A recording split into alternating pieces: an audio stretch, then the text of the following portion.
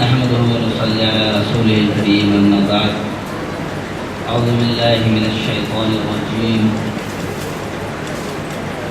إذا جاءكم فاسق بنبأ فتبينوا إلى آخر الآية. قال رسول الله صلى الله عليه وسلم كفى المرء كذبا أن يحدث بكل ما سمعه كما قال عليه الصلاة والسلام. محترم صدر مجلس حضرت مفتی صاحب دامت برکاتہم اور سامعین کرام، یہ ہمارے لیے بڑی مسرت کا موقع ہے کہ مختصر وقت میں کچھ جامع باتیں کہنے کا موقع ملا.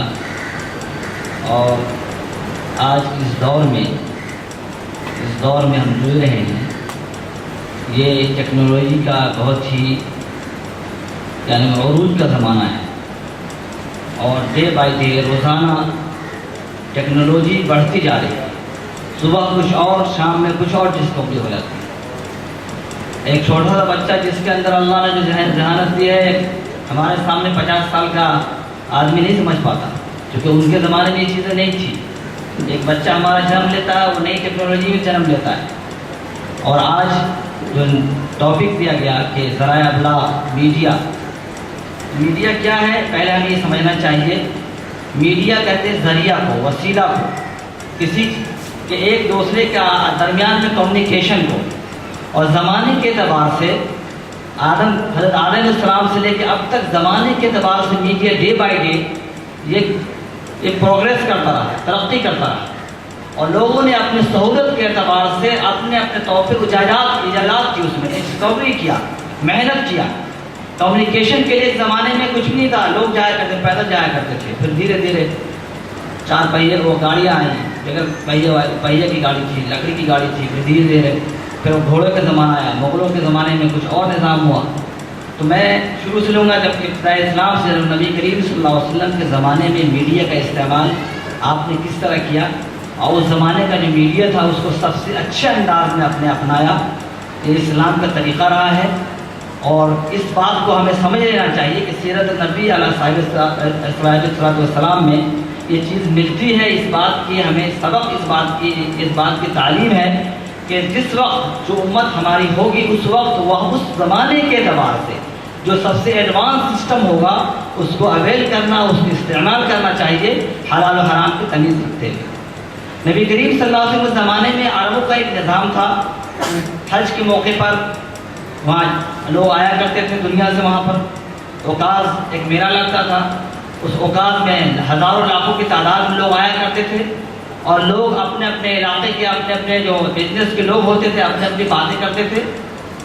آپ نے وہاں بھی اپنی بات رکھی، وہاں بھی آپ نے توحید کی بات کی، وسارت کا اعلان کیا.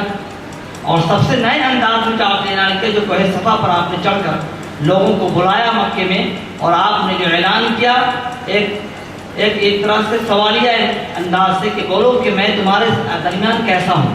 یعنی پہلے آپ صلی اللہ علیہ وسلم نے اپنی صداقت، اپنی امانت کا لوہا منوایا اور اس سے تصدیق کروایا. آپ کی اپنی بچپن سے لے کے آپ نے اپنی جوانی تک کے بارے میں پوچھا لوگوں سے، سب نے کہا یقین آپ سچے ہیں. پھر آپ نے وحدانیت کا اور اپنے رسالت کا اعلان کیا، اور اس کا پیغام پوری دنیا میں پہنچا. تو میڈیا کا استعمال اس زمانے میں رسول کریم صلی اللہ علیہ وسلم نے جو اس زمانے کے اعتبار سے خطوط آپ نے روانہ کیے، بادشاہوں کے نظام کا جو اس وقت نظام تھا، صحابہ کرام نے کہا کہ خط کا استعمال بغیر سیل کے نہیں، اس کی ویلیڈیٹی ہوتی ہے. تو آپ نے خاتم نبی بنوایا. آپ نے اس وقت کے نظام کے اعتبار سے آپ نے لوگوں کو ایڈریس بھی کیا. یعنی جس بادشاہ کو آپ نے دیا خط، اس کے وہاں کے بادشاہ کا لقب کے ساتھ آپ نے اس کا احترام رکھتے ہوئے. اب میڈیا میں 2 چیزیں، میڈیا میں قرآن کریم نے جو انداز بیان کیا ہے کہ میڈیا کا استعمال کیسے اور کب کیا جائے گا. میں نے آیت بھی جاءکم فاسق بنبأ فتبینوا، دوسری سورہ النساء کی آیت ہے 83 نمبر کی.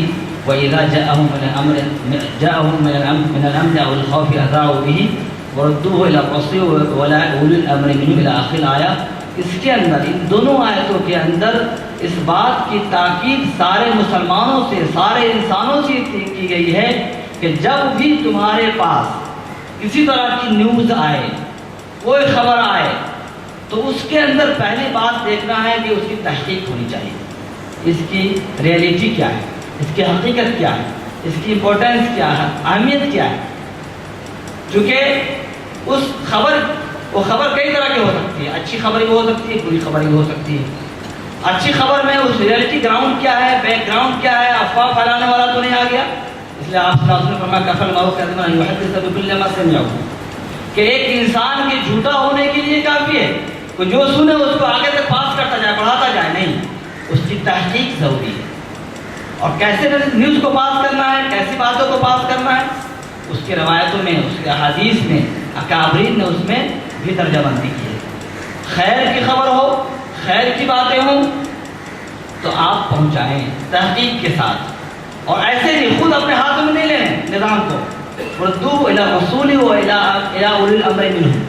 قرآن کریم نے کہا جو اہل بصیرت ہیں، ارباب ہیں، جو ذمہ داران ہیں علاقے کے، حکومت کے ذمہ دار جو علاقے کے محلے کے ہیں، ان کے سامنے بات رکھی جائے کہ ایسا ایسا معاملہ سامنے آ رہا ہے، کیا کرنا چاہیے. یہ نہیں کہ جو چاہے اپنی بات پھیلاتا رہے.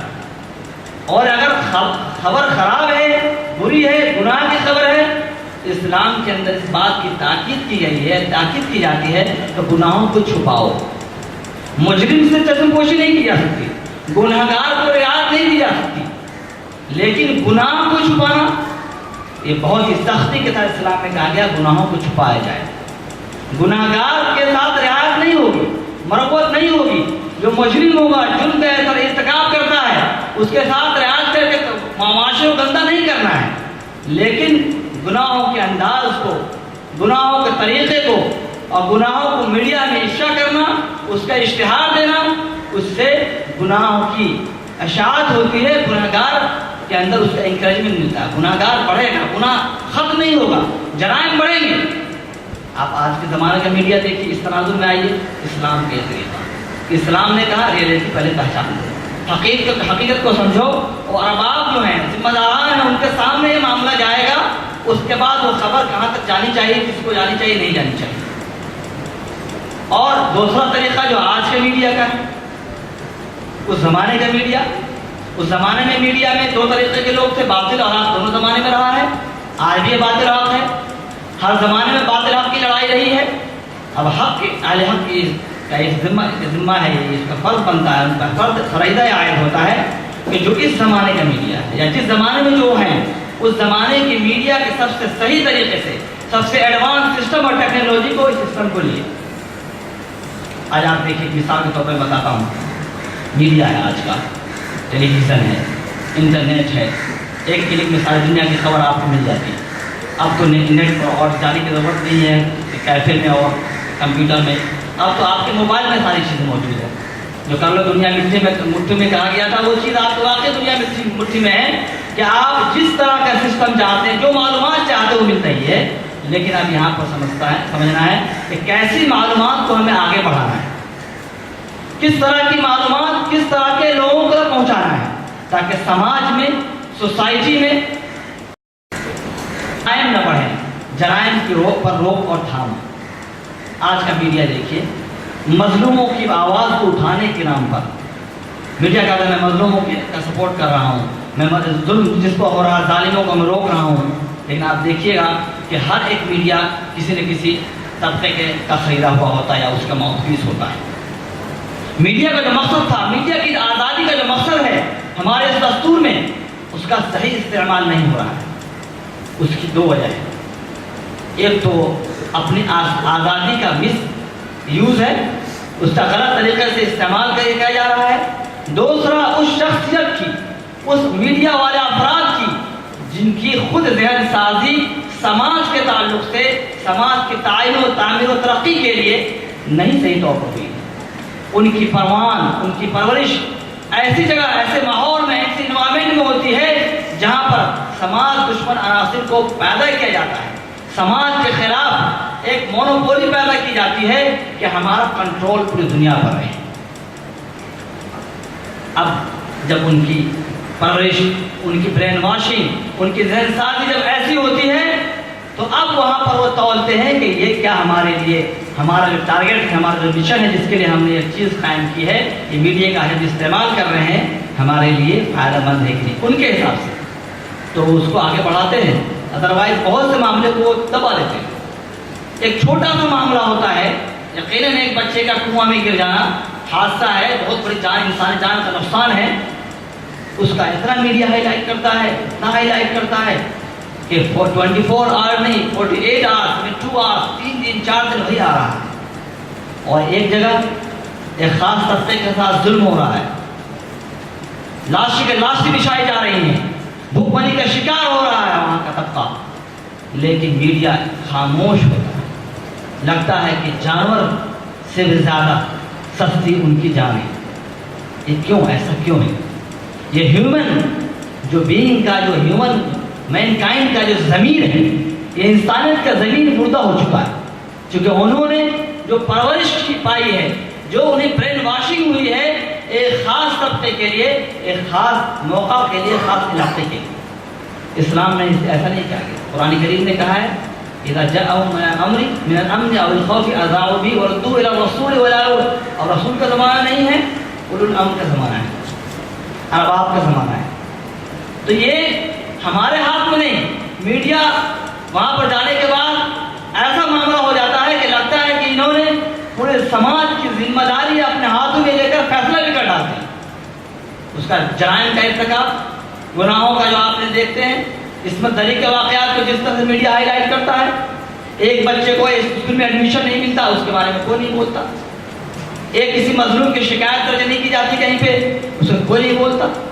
لیکن ایک چھوٹا سا معاملہ کہیں پر ہو گیا، اس کو اتنا ہائی لائٹ کیا جاتا ہے کہ اس سے جرم اور جرائم، مجرم حضرات جو ہیں، اس سے مجرم لوگ جو ہے اس سے دوسری چیزیں نکال لیتے ہیں اور جرائم بڑھتے ہیں. تو اسلام کا جو نظام رہا ہے کہ گناہوں کو چھپاؤ. گناہوں کو چھپانے میں، ہاں، گناہوں کو کہاں چھپانا ہے، کس سے چھپانا ہے، اس کی تفصیل کا موقع الگ ہے، اس کی تفصیل کے لیے نہیں ہے. لیکن ارباب سے، ذمہ داران سے گناہوں کے بارے میں بتایا جائے. لیکن عوام الناس سے، ایک ناسمجھ معصوم بچوں سے، معصوم بچیوں سے، اور ایک ایسے لوگوں کے جس سے اس کا معاملہ نہیں، اس کے سامنے گناہوں کے بارے میں تذکرہ کیا جائے، اب ظاہر کیوریوسٹی بڑھے گی. یہ کیا چیز ہے؟ اسلام نے کسی بھی گناہ کے بارے میں، الزام کے بارے میں یہ کہا گیا، اسلام نے بہت سختی کے ساتھ کہا ہے کہ جب تم پر کسی پر الزام لگاؤ، کسی کے بارے میں کوئی بات کرو، تو پہلے اپنے آپ کو مضبوط کر لو گواہی کے اعتبار سے، وٹنس کے اعتبار سے، شہادت پوری ہونی چاہیے. میڈیا کا رول کیا رہتا ہے؟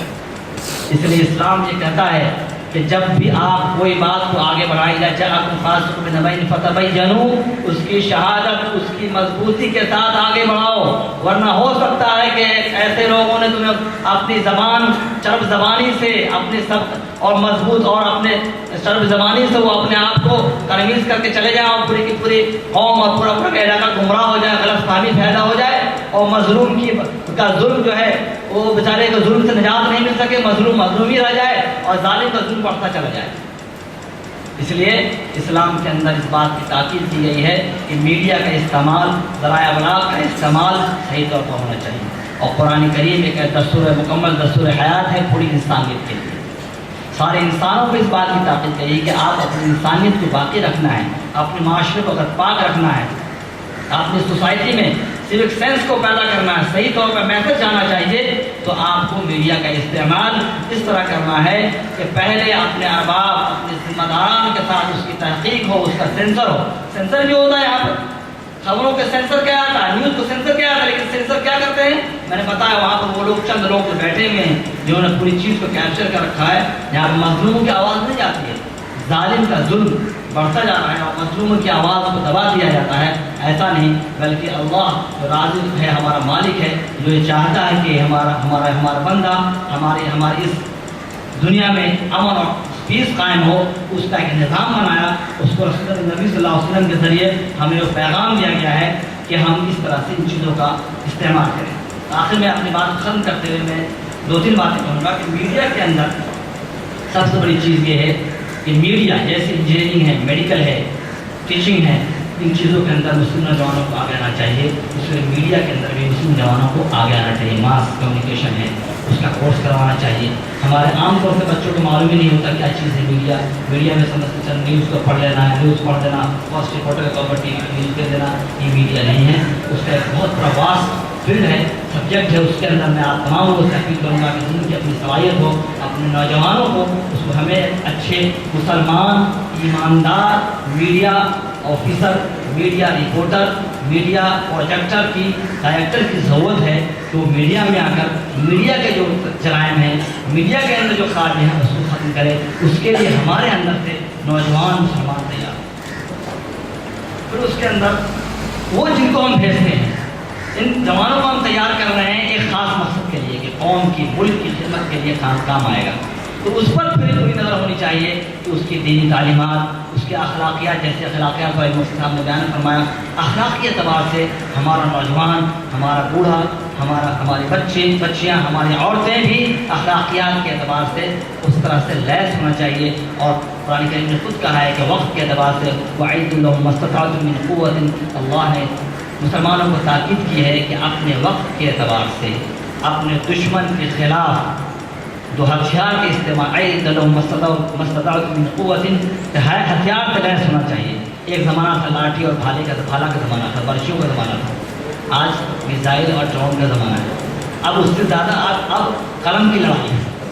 اب وہ زمانہ گیا, ٹیکنالوجی بیٹھ کے آ رہا ہے, کس کا دماغ کیسے کہاں سے پھیر دینا ہے, یہ زمانہ آ گیا ہے. اس لیے ہمیں میڈیا کے استعمال کے لیے ہمیں قرآن کریم سے شہادت ملتی ہے, حدیث سے ہماری اس بات کی ترغیب ملتی ہے کہ میڈیا کا استعمال ہم کو کرنا چاہیے اسلام کی اور دین کی صحیح طور پر میسج اور پیغام پہنچانے کے لیے. ورنہ لوگ اسلام کے بارے میں بولتے ہیں لیکن اسلام کی صحیح معلومات نہیں ہوتی ہے. میڈیا میں ان لوگوں کا قبضہ ہے, بہت سے لوگ سو کالڈ مسلمان ہیں, سو کالڈ اسلام ہے, اور اس مسلمان اسلام کے بارے میں بولتے ہیں. اب خود ہی برآمد کرتے ہیں واقعی ایسا ہے, طلاق کا مطلب بڑا خراب لگ رہا ہے, بظاہر مسلمان دکھتے ہیں لیکن ایسا نہیں, چونکہ ان کو اسلامی معلومات نہیں ہے. اس لیے ہمیں یہ چاہیے کہ ہمیں ایک اچھا مسلمان, دیندار, بااخلاق, ہمیں چند افراد ہر علاقے میں, ہر فیلڈ میں پیدا کریں. اللہ سے دعا ہے کہ اللہ تعالیٰ ہمیں توفیق فرمائے. السلام علیکم.